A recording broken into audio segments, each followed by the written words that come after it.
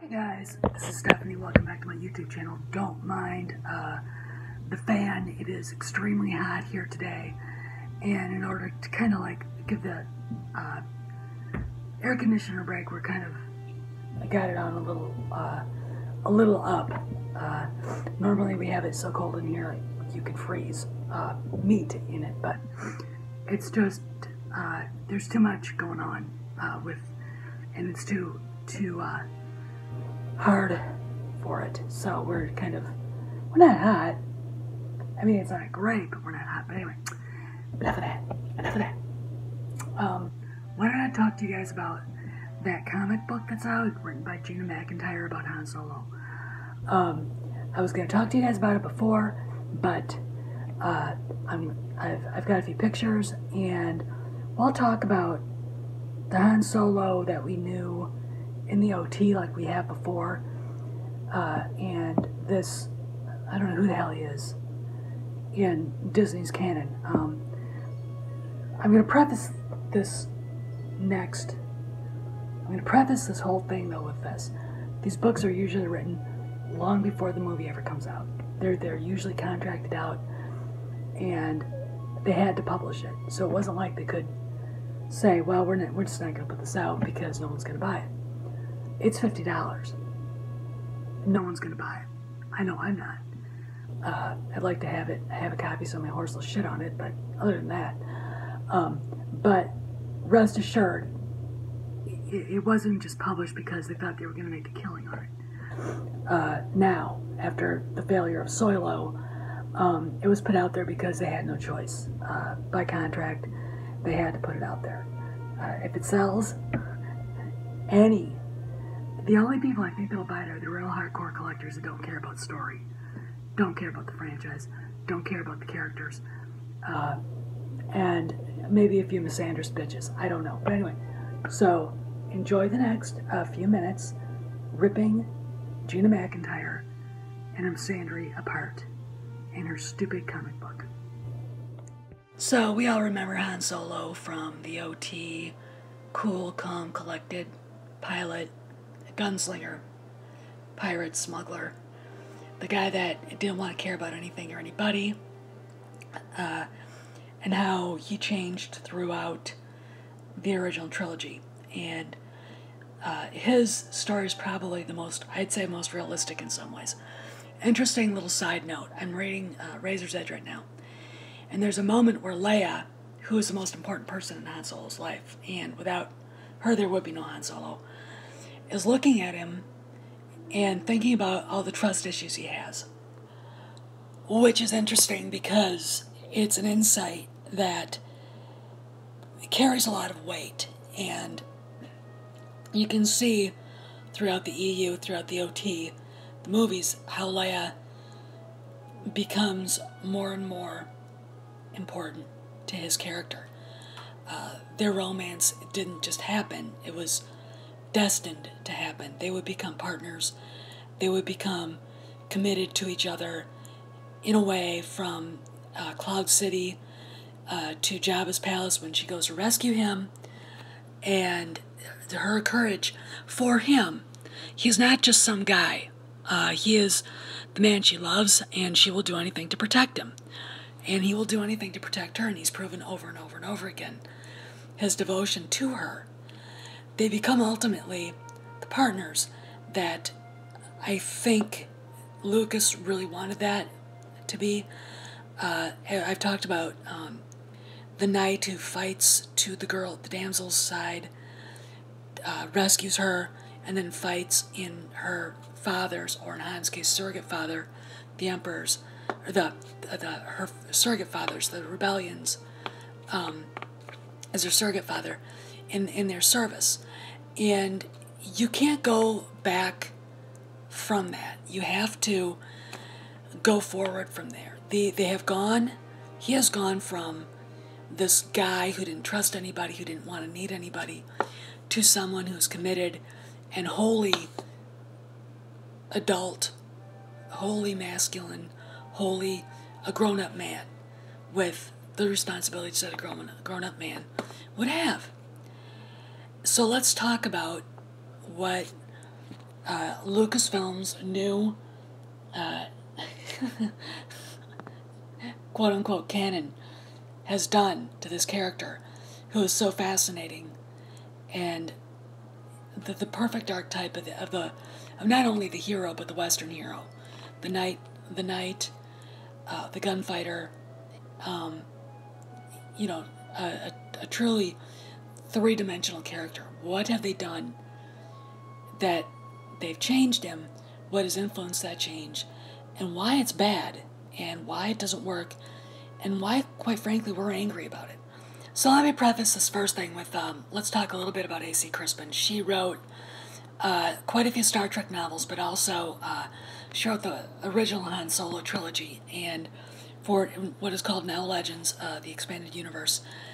And it was really quite a remarkable bit of writing. You get to really see Solo as he is. You get to understand the character a little bit more. Now, did we need an origin story? I'm not really sure. I'm still out to lunch with that. I prefer the mystery. A lot of people don't, and the character's so compelling. Is why not have an origin story? And hers was quite good. There are things that I would have changed in that, but the way he meets Chewbacca, you don't get to necessarily see that scene, but the images that you get from just how she tells the story is very compelling. You realize what he gave up to save a Wookiee and to save those Wookiee cubs, and it is a remarkable tale that would have made that whole scene of him discovering that ship with the Wookiee cubs being sent to the spice mines, and Chewbacca trying to rescue them, and basically talking Chewbacca out of ripping him apart, and then defying orders, and basically trashing every dream he ever had to do the right thing. Unlike the way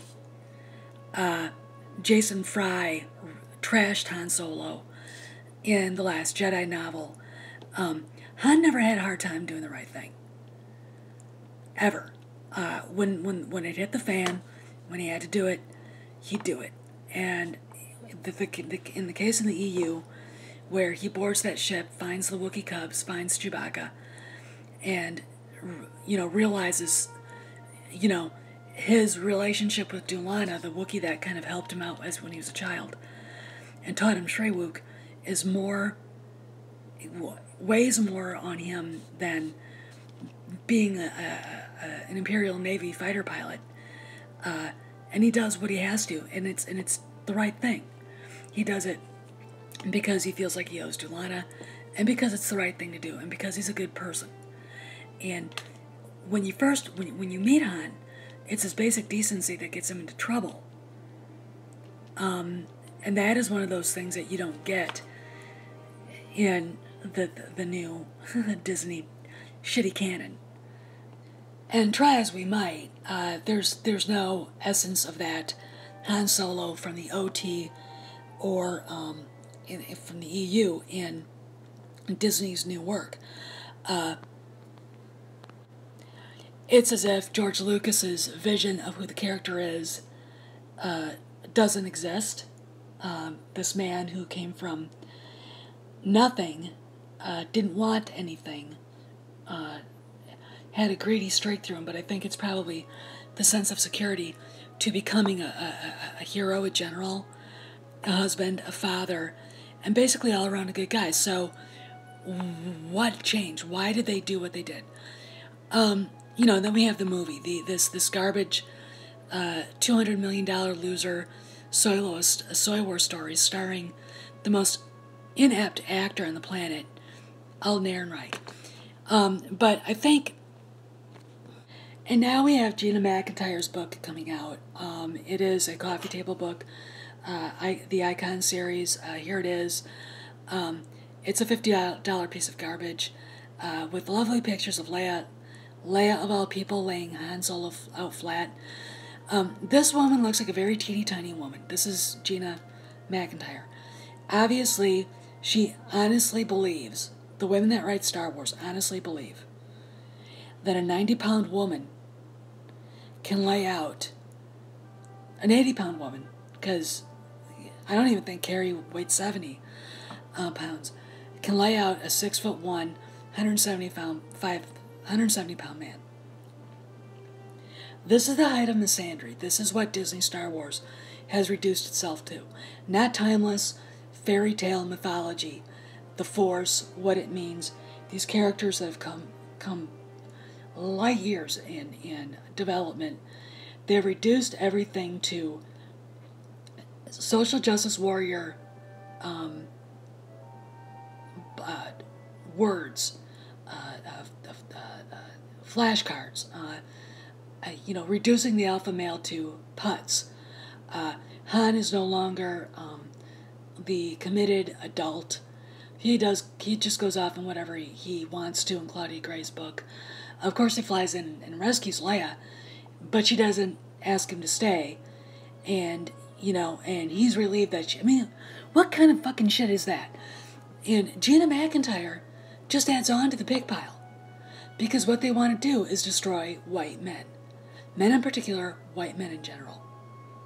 Or men in general, white men in particular. And why? Because that is what Hollywood is doing now. They can't get away from the feminazi activism.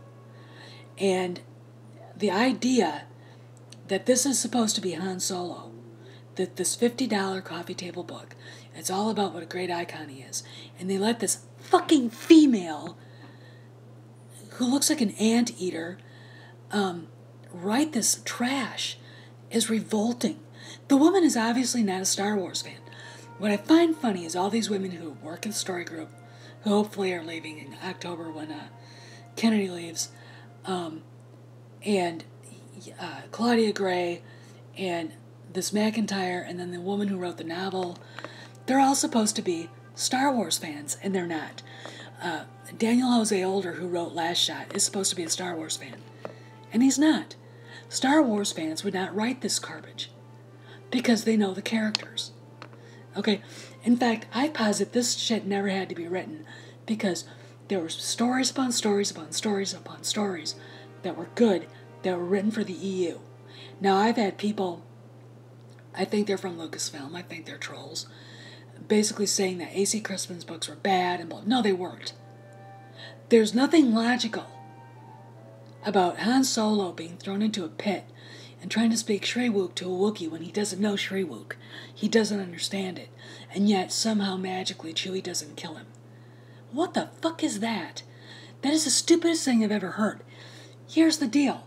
It worked with A.C. Crispin because it made sense. Nothing in Solo, the whole origin story, makes sense. It is absolutely has nothing to do with Han Solo, who he is, where he came from, or what he would become. It's like this throwaway pile of garbage with this feminist shittery all over it. And it's like, no, we don't need this crap in Star Wars. Women don't need it anymore, period. Okay, ladies, you're already equal. If a guy, when you're at work, does something stupid, you get HR on him, okay? If a producer says you're not going to get the part if you don't sleep with me or sleep with him, that other guy over there, don't take the part. Is your dignity worth that much? Really? I mean, come on.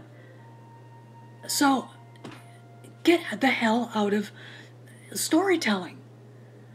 There were strong women in Star Wars all over the EU, all over the prequels. Padme, Leia, who's the greatest feminist icon, I think, in film history. You had Mara Jade, you had Jaina Solo, who's a fantastic female character. You had all these other characters. But instead of actually letting that go and working with what you had there, you had to rewrite everything, and you destroyed it. because you can't keep your relevant bullshit out of something that's supposed to be timeless. And this is why you're failing. This is why Solo, a Star Wars story, lost $200 million. It's not just because of TLJ. TLJ was a feminazi hissy fit, written by the biggest beta male in Hollywood outside of Pablo Hidalgo, Ruin Johnson. And it, bled into to Solo, that instead of actually getting a person that actually fit the character, you guys went out and found someone who's so inappropriate to play the part that he drove more people away. And then on top of that, the writer had to go and attack Lando Calrissian and call him pansexual.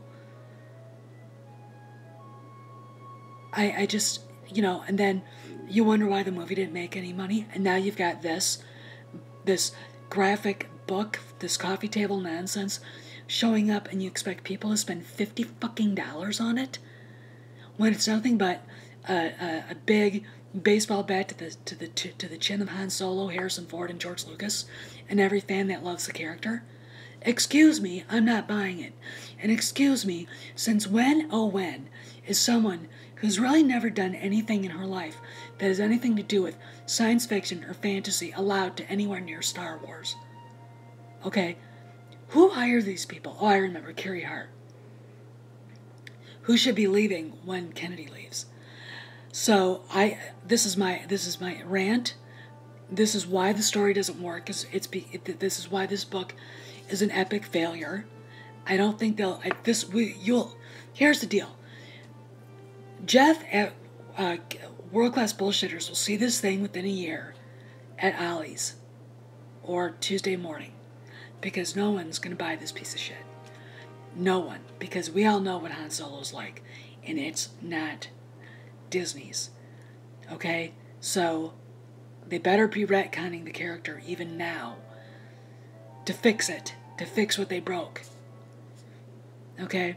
Because Episode 9 and the franchise hinge on this, on saving the big three, Han, Leia, and Luke. And, what these horrible, awful, disgusting women have done to Han, done to Luke, is demeaning, it's degrading, and it's bigoted, and it has no place in Star Wars. So this is Steph, signing out. See you around the galaxy.